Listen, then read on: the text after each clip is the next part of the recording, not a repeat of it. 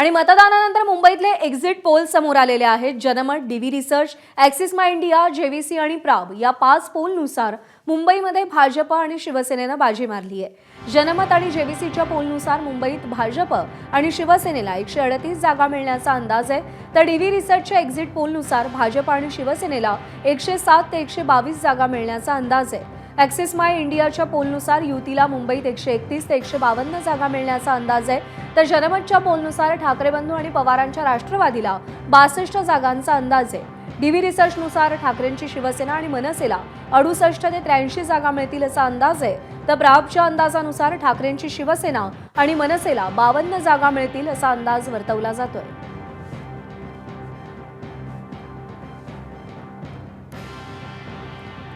तर exit poll समोर आलेले आहेत आणि मुंबईची सत्ता ही भाजप आणि शिवसेनेची शिवसेना यांच्या हातात जाईल असे काहीसे कल आपल्याला पाहायला मिळत आहेत। जनमताच्या पोलनुसार भाजप आणि शिवसेना युतीला 138 जागा मिळतील।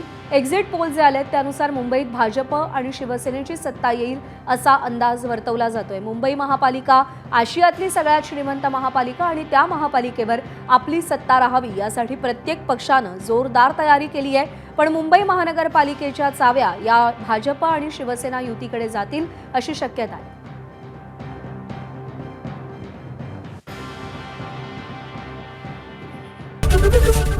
एबीपी माझा, उघडा डोळे बघा नीट।